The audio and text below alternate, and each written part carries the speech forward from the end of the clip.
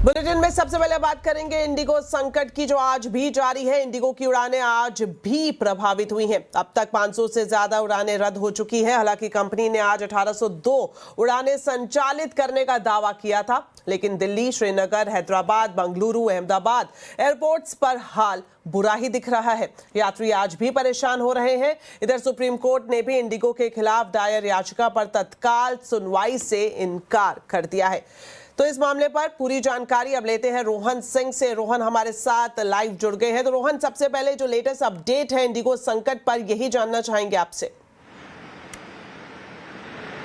आज 7वां दिन है और आज भी जो संकट है वो बरकरार है। आज की अगर हम बात करें, कुल मिला के 500 फ्लाइट्स हैं जो कि कैंसिल हुई हैं। जो सबसे ज़्यादा इम्पैक्ट हुआ है हैदराबाद, चेन्नई, बेंगलोर, दिल्ली, मुंबई, कोलकाता जैसे एयरपोर्ट्स पे सबसे ज़्यादा इम्पैक्ट हुआ है।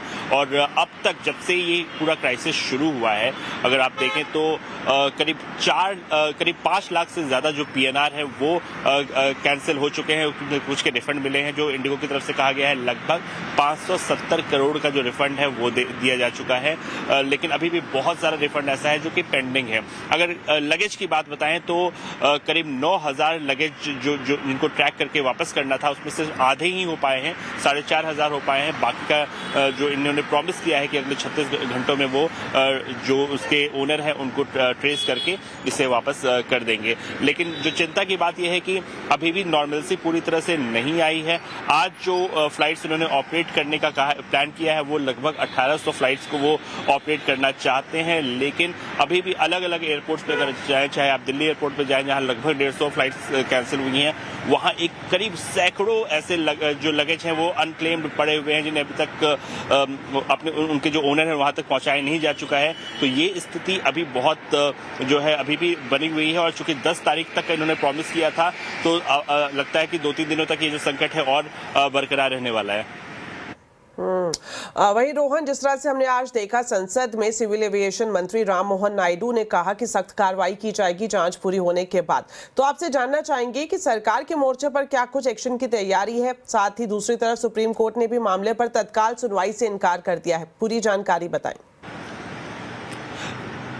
जी, सरकार काफ़ी सख्त है इस पूरे मामले में और ये साफ हो गया। जो एविएशन मिनिस्टर है राम मोहन नायडू, उन्होंने जो संसद में अपनी स्पीच दी, उन्होंने साफ कर दिया कि बख्शा नहीं जाएगा किसी को। उन्होंने कहा कि एक सबक सिखाया जाएगा, एक लेसन दिया जाएगा, ताकि आगे भविष्य में इस तरह की जो घटनाएं हैं वो रिपीट ना हो। उन्होंने ये भी कहा कि इंडिगो के साथ बैठक हुई थी 2 दिन पहले ही, जब क्राइसिस शुरू हुआ उससे पहले बैठक हुई थी, तब उन्होंने कोई फ्लैग ऑफ ऐसा इशू नहीं किया और अचानक से ये क्राइसिस आ गया। तो ये काफ़ी गंभीरता से सरकार इस पूरे मामले को ले रही है। बहरहाल आज 6 बजे की डेडलाइन दी गई है, एक एक्सटेंशन दिया गया है और DGCA ने भी कल साफ किया था कि कोई फर्दर एक्सटेंशन इंडिगो को नहीं दिया जाएगा।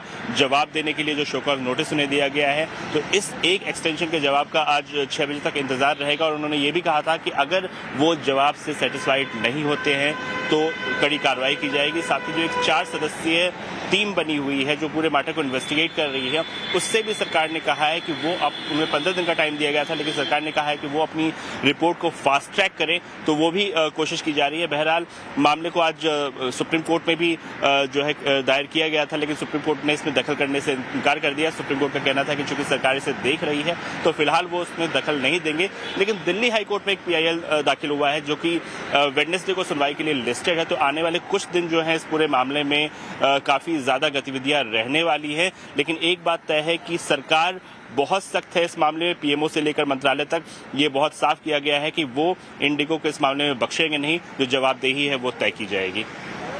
जी रोहन, बहुत बहुत शुक्रिया रोहन इस पूरी जानकारी के लिए। आप बने रहें इस खबर पर, आगे भी आपसे अपडेट लेते रहेंगे।